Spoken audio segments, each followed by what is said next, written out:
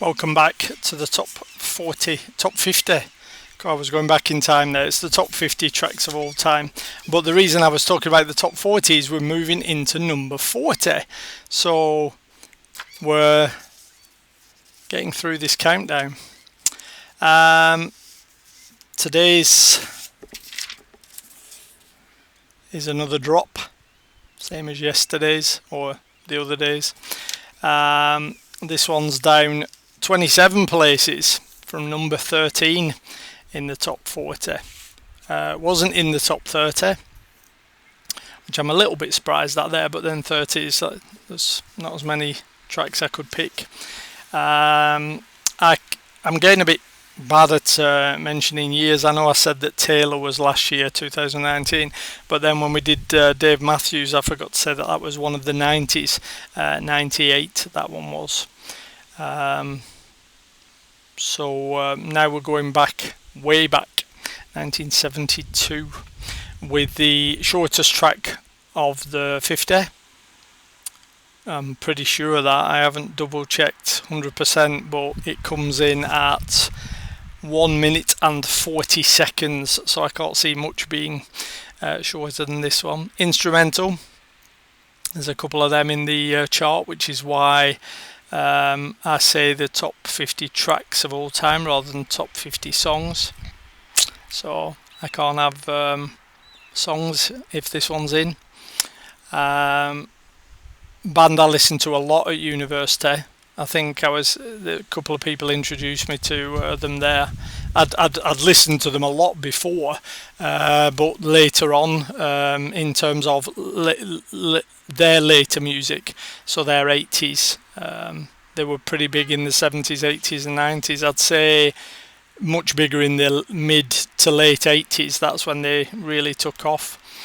But it's all about how they developed in terms of the band. And there's different band members who have left and gone on to do other things, which has changed the style of the music.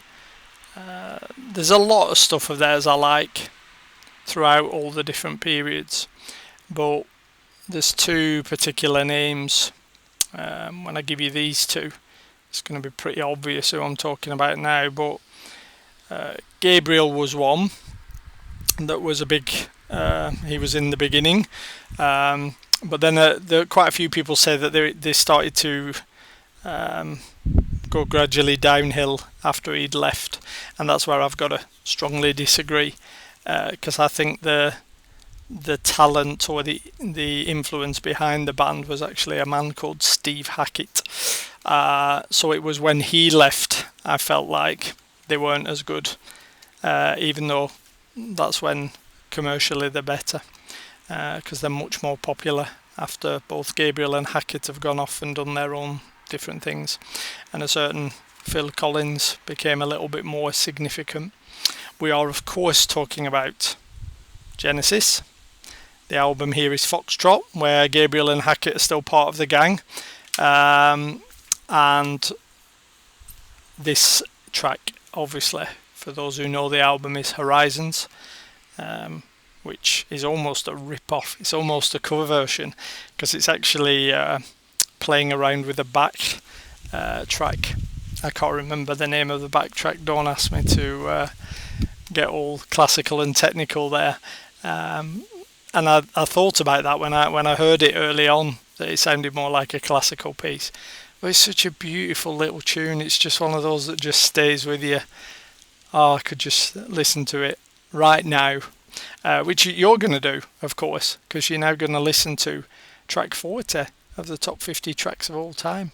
Enjoy Genesis and Horizons.